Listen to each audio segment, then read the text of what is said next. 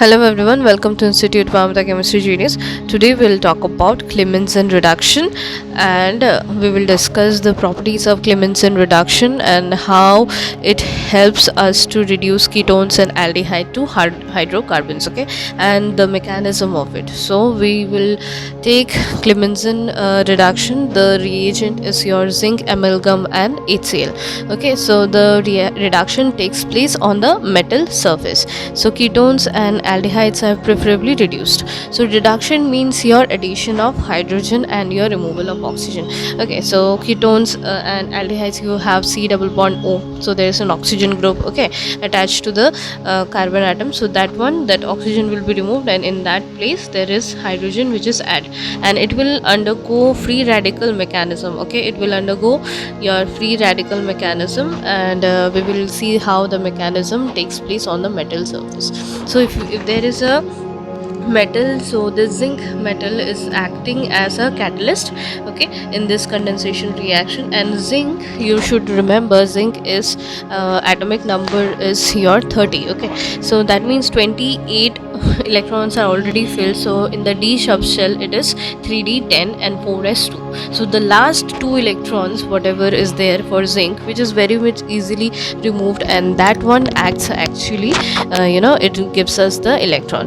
So that way we will see that why zinc is very much reactive, because it can easily give out its two electrons so that it forms its octet, and it is comes in a stable configuration. So now see, ketones and aldehydes are reduced to hydrocarbon. The reagent is zinc amalgam and concentrated hydrochloric acid is used. Often the reaction is carried out in the presence of toluene to produce a three-phase system in which most of the ketones remains in the upper hydrocarbon layer and the protonated carbonyl compound in the aqueous solution, and that is your three-phase system. It is going to act like, see, if you take a hydrocarbon, okay, and then there will be a metal surface which is there is a metal surface which is there in the medium.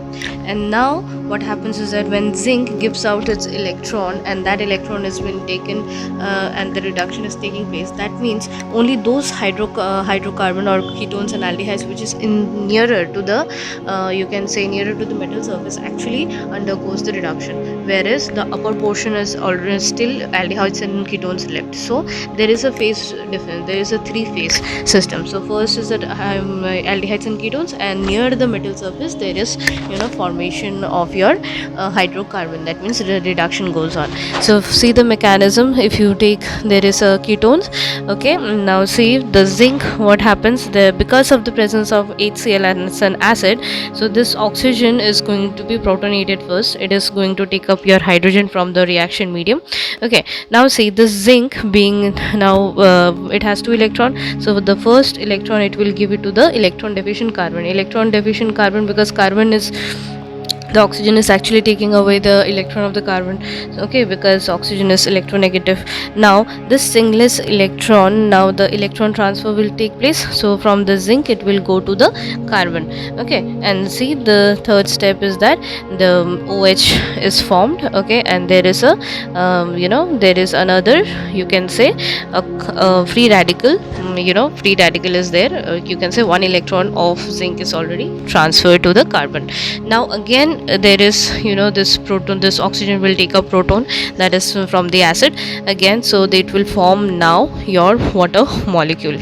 So and this water molecule will go out, okay, again, and the last, you can say, the zinc metal which has the last electron, now it will again give its electron to the carbon, electron deficient carbon atom.